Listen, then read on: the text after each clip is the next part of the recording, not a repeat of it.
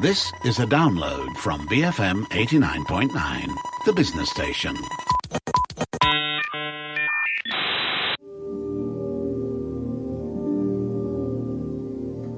It's Fun Friday. My name is Jeff Sandhu. With the return of 1950s rebel icon James Dean to our screens in the near future, and the success of CGI versions of real-life actors in movies like Gemini Men and The Rise of Skywalker, are we on the verge of a wave of all-star cast featuring actors who have been dead for decades?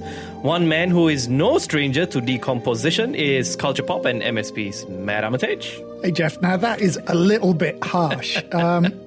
Okay, I mean, I know I opened the floodgates a little bit talking about anti-aging tech, and perhaps, I could top up my deodorant a little bit more, but I don't know, decomposing, I really don't know what to say to that. All right. Is this the show part of your obsession with age, movie stars brought to eternal life? Well, no, but it is one of those happy coincidences, one of those serendipitous dovetails, I guess. I'll admit, I had L7's Pretend We're Dead on repeat while I was writing the notes for this, so no prizes for guessing what our geek tune later is going to be. Oh, no. But, bringing artists back from the dead, it's not actually new. Writers especially have routinely had unfinished works or story ideas polished and completed by other writers. It was only 3 years ago, I think, Tolkien's Children of Húrin was published. That took place, of course, 34 years after he died. And that manuscript was assembled by his son Christopher from all the fragments that he'd written. And of course, the Beatles took a 1977 John Lennon demo of a song called Free as a Bird and turned it into a new Beatles studio track featuring the Fab Four in 1995, which was, of course, a global number one. But not everyone gets such loving treatment, though, do they? Well, we've talked about recording artists brought back from the dead before. Music stars like Tupac and Notorious B.I.G. have all performed duets long after their death.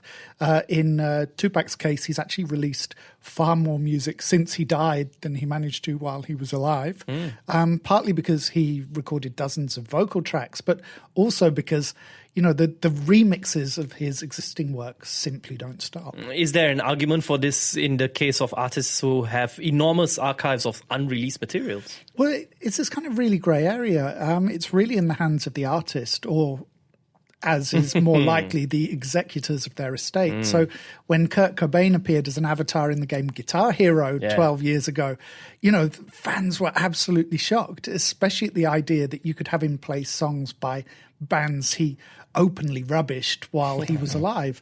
But then you have artists like Prince. He's got dozens of unreleased albums, hundreds of tracks. I mean, it's rumoured he's got 50 completed music videos that he never got around to releasing.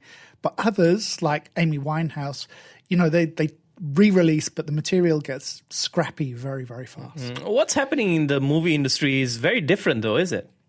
Well, sure. I mean, with musicians, you're taking existing vocal snippets of someone like Amy Winehouse and you're reassembling them.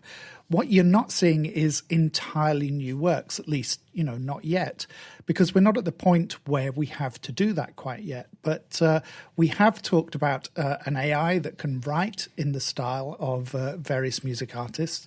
But right now, those machines are no more accurate than a musician who can copy someone else's style. And sometimes even those human copies can confuse an artist. Last week I was reading something, the songwriter Nick Cave from Nick Cave and the Bad Seeds, he was watching a Serbian Nick Cave tribute band on YouTube. You don't really expect there to be a Serbian Nick Cave and the Bad Seeds tribute band. But he was watching that on YouTube and his wife passed by and she told him how good his singing was. She hadn't realized that it wasn't him. Wow. Tribute bands aside, artists like Roy Orbison have toured after their death. Yeah, we've started to see the rise of these kind of virtual music stars. Not a tsunami so far, more of a trickle. There are, a few stage shows that have been created after an artist's death. So the show, as you mentioned, Roy Orbison in Dreams, that toured in 2018. That was an entirely new show featuring a hologram of Roy Orbison that would perform, and it would even speak to the audience using a like a voice double. It used mostly existing vocal performances, and it was supplemented with live musicians and backing singers. And the hologram was perfectly synced to the words as well as to the guitar notes that Roy Orbison was actually playing. Wow. I mean, you can check the footage on YouTube. It is a little bit spooky. And we were supposed to see similar tours by Tupac and Amy Winehouse since then, but no sign of them as yet. But when it comes to CGI actors, we're actually going a stage further. We're heading firmly into that kind of deep fake territory. Is that the reason why it makes people uncomfortable, the idea of the dead coming back to life? Well, there is that touch of The Walking Dead about it. Though, you know, sometimes these conjured actors are less alive and more sentient than zombies at the same time. You know, I was so happy when Princess Leia finally died in Rise of Skywalker. You know, it felt really disrespectful to Carrie Fisher to keep trotting out her image movie after movie, especially as, you know, they floated her into space in The Last Jedi. I mean, that could just have been it. And, you know, as one of the seemingly few fans that Rise of Skywalker has, Leia was a bit of a sticking point for me. I know the actor is dead, so I know that the character on screen isn't real. Even though it's full of CGI characters. Well, that's the thing. You know, if they wanted to portray her as a droid, that the Force somehow imbued it with her essence, that would have been weird. But, you know, okay, I can accept that from a plot point of view, but knowing Fisher is dead, it makes you look for the flaws. It reinforces that it's CGI and that it's not a real actor. So her death scene in ROS, I'm sorry if it's a spoiler for anyone, but, you know, it's been 6 weeks already. It wasn't a tearjerker. It was an absolute relief. And to be honest, I don't remember anything about her death scene at all. It was just like, oh, for heaven's sake, thank you. Get her off the screen. Actually, that's right. Now we mentioned Gemini Man earlier. Is it the CGI you have trouble with or the dead part? Definitely, I think the dead part. There would be no action movies without CGI these days. You know, Tom Cruise might like to do his own stunts, but when you're dropping a Terminator into a vat of molten metal, you know, there are limits to what you can expect a human actor to actually walk back from. I know some people think CGI has taken some of the soul out of movies, but done well, I think it adds a lot more than it takes. You know, I kind of forget that Rocket in Guardians of the Galaxy isn't real, that he's added in later. You know, you're completely invested in that character. And when you see footage of Andy Serkis doing the motion capture for Gollum in Lord of the Rings, it's actually freakier than the on-screen version of Gollum. You know, somehow it's even more monstrous. But yeah, back to Gemini Man. Well, thank you. Leaving aside whether it was a good film, I thought so, but again, nobody else did. It was kind of eerie because the young Will Smith looked very real. You could see from the movements of the character and, of course, the traits it had, like hyper strength, that it wasn't, of course, a human actor. But, you know, that's all of the suspension of disbelief stuff.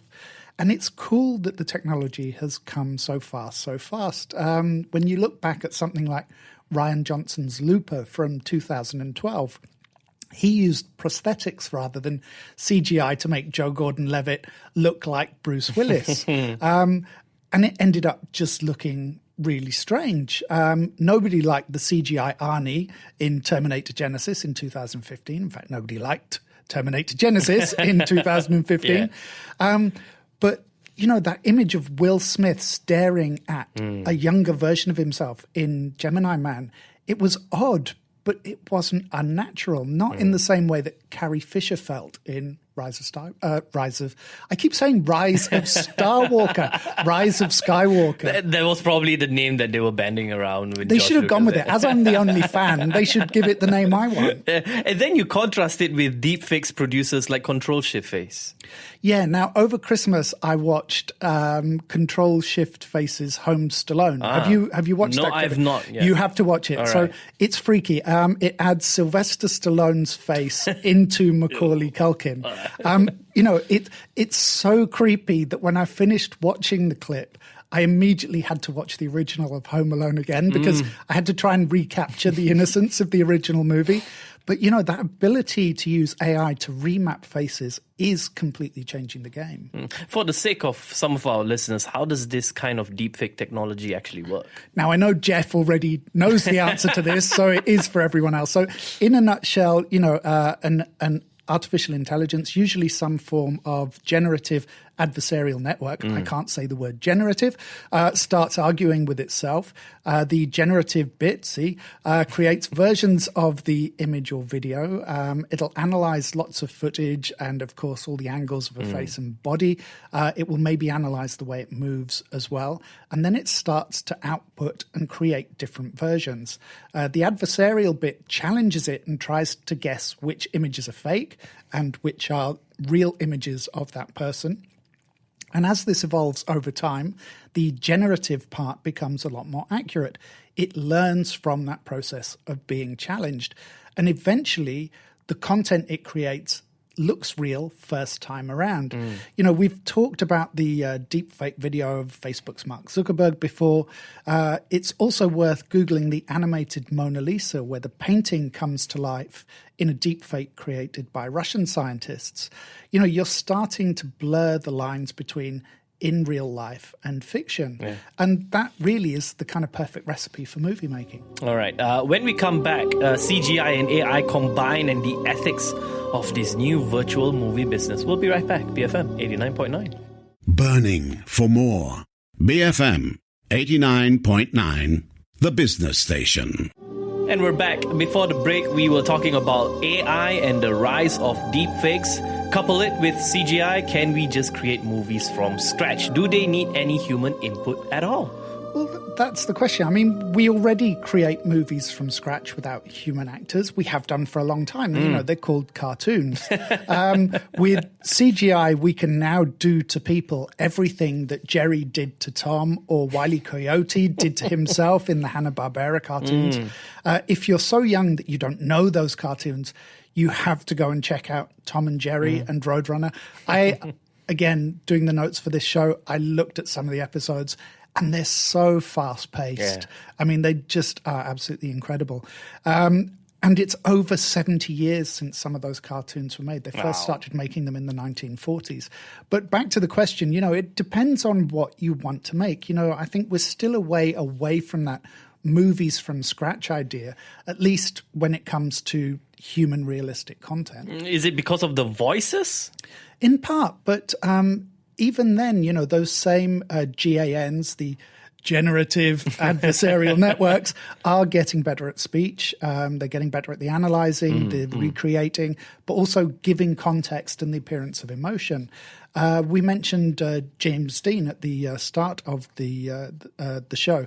More than 50 years after his death, the eternally 24-year-old star is set to return in a Vietnam War movie called Finding Jack. And it's not the first time he's been reanimated. He was brought back for a Mercedes ad campaign in 2017, where he co-starred alongside Marilyn Monroe. And now his files are being called up for an entire movie. So in November, it was announced that Dean will play the second lead in the movie, which is about military dogs who were abandoned by the US Army at the end of the Vietnam War. I know. I had that reaction too. Directors Anton Erst and Tati Golik claim that the casting was not a marketing stunt, but simply because they couldn't land on an actor they thought could play the role as well as Dean. I mean, usually, you know, you look for people who are alive. Yeah. Have they not seen Adam Driver? Well, exactly. Apparently not.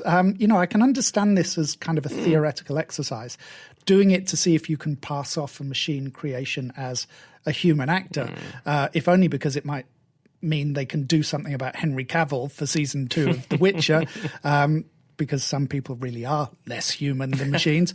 But to argue that it's not a stunt, that you will go to all this trouble to program an actor, you know, maybe it's true, but it's certainly a great way to generate publicity for a dog movie. Wasn't my original question about voices, not dogs or Henry Cavill? Yeah, but I take any excuse to talk about Henry Cavill. The technology to animate the character on screen, Dean will still have to be voiced by an actor. They can bring his image back, but they'll have to have him voiced over. It seems counterintuitive that the voice is the part that's harder to replicate. Maybe there isn't enough audio footage to analyze to create new dialogue from.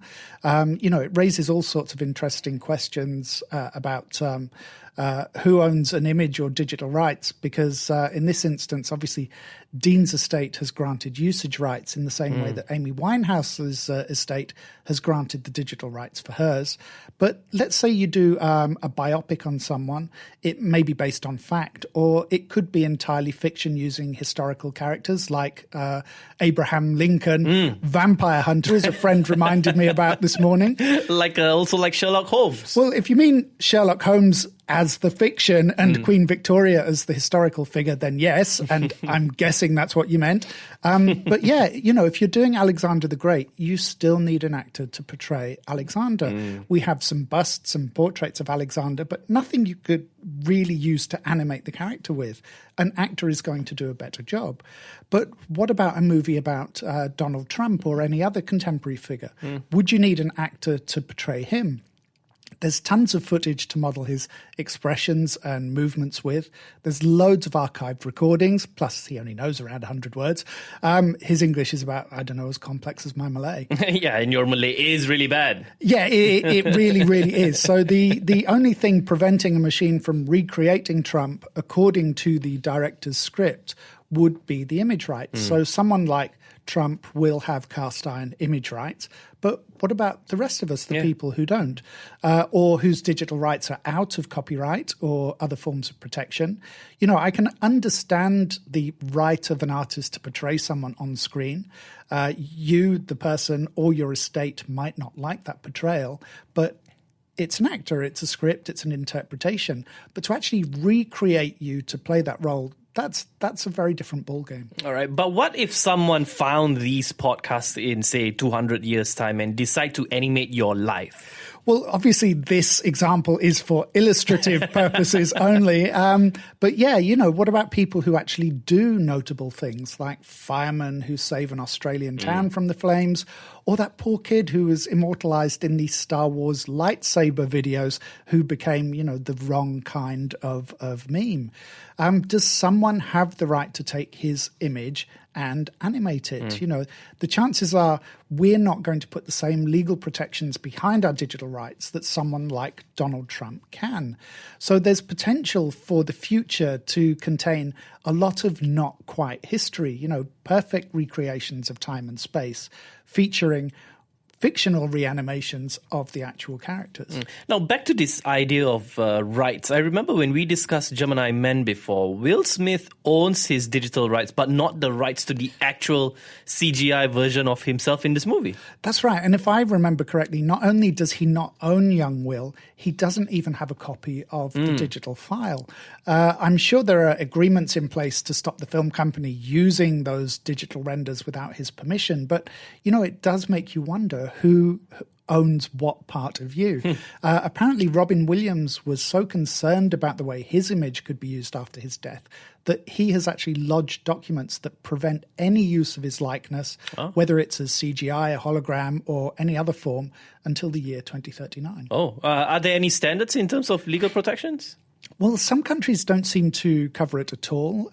Even in the US, it varies from state to state.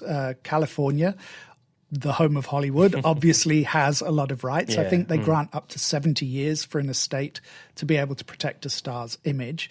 But how will that pan out in the digital future? We're still making movies about things that happened thousands of years ago. I mean, I just mentioned Alexander the Great. And those movies are both fiction and faction. You can't use faction in that context. I can. I did. I will. It sounds snappy, and I think the listeners are smart enough to know what I mean. But you can see what I'm driving at. In 100 years' time, the 21st century will still be very recent history. And I may still be alive. Well, I'm not going to die if you're not going to die. We can be like those Muppet characters, Statler and Waldorf, laughing at all the weird young people with their brightly coloured fur and funny ways. But it's likely that 70 years of protection will have expired for a lot of people. Imagine someone recreating the Lethal Weapon franchise with Donald Trump in Mel Gibson's role and Barack Obama as Danny Glover's character, or a new version of The Walking Dead with Mark Zuckerberg as all of the zombies, or Jeff Bezos starring in Bram Stoker's Dracula. You know, I imagine Elon Musk's estate will rework the Marvel movies and replace Robert Downey Jr. with Musk's likeness. And do you think that there will be more pressure on actors and sort of other public figures to submit this type of procedure? For sure. I mean, I think it's standard for anyone in action movies who's going to be CGI'd to have their bodies mapped using these professional scanning rigs. But the technology is getting to the point where we may be able to bypass that stage, you know, that the algorithms can learn so quickly that all they need is previous footage. Obviously, there's a chicken and egg there because you need film to actually process. But most of us have a trove of video clips from TikTok, YouTube, Instagram, Facebook, and all these sources. We're all supplying future algorithms with the food they need to essentially copy and recreate us. What about the case for completely digital stars? I'm really not sure. You know, we like to think there's a recipe to creating a star. So it's not so much about whether the actor is human or rendered, it's whether the audience takes to that actor. Babu Frick is the latest Star Wars character to polarize audiences. I mentioned how much I love Rocket and Guardians of the Galaxy and how much most people hate Jar Jar Binks, also, of course, Star Wars. CGI stars are no different to human ones. You can't force them famous. Audiences have to choose. Could it make it more difficult for the next generation of actors, though, if you could cast the young Will Smith or Arnie in every single action movie, or multiple versions of Meryl Streep in every, I guess, you know, talkie? Yeah, I mean, the Meryl Streep thing would be kind of frightening, but hey, Yeah. You could do it to an extent. You know, why cast someone unknown and unused when you can hire someone is a guaranteed box office draw? Much as I love her acting, I'm wondering who's going to be pulling Nicole Kidman's digital ghost out of the shelf, given her often variable box office performance. But, you know, the film industry is a very conservative one when it comes to risk. And there are some reasons to think that we won't go down this route. First is the cost. The estates of these big stars will demand huge fees for the use of their avatars, and then there's the enormous cost of actually creating them.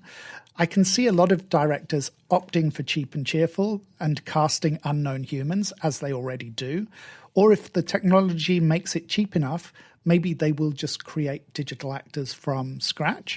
It would allow you to make versions of movies and show them in multiple languages without that annoying, weird dubbing thing going on, because the actors will always perfectly mouth the language. Do you think this will be like a fad, a bit like the, you know, the novelty of 3D?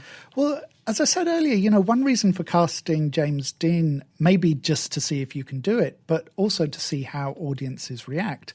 It's like my reaction to Carrie Fisher. I'd love for her to be alive and still starring in Star Wars. It's a bit twisted to want her dead and still starring in it. I have a feeling that audiences may watch a couple of these CGI process flicks featuring dead actors and decide that, you know, that's it, that's enough. We'll have to wait and see what the reaction to Zombie James Dean and Finding Jack actually are. Maybe cinema audiences will decide that, you know, it's better to let sleeping dogs lie. All right. That was MSP episode 111. Deep Fake Fiction, the rise of CGI movie stars. Another Star Wars-ish kind of, Yeah, I'm keeping title, to my Star Trek, Picard, science fiction theme. And science fiction was our theme last week, right? Yeah. Anyways, we'll be right back with Geek Squawks after this, BFM 89.9. Thank you for listening to this podcast. To find more great interviews, go to bfm.my or find us on iTunes. BFM 89.9, the business station.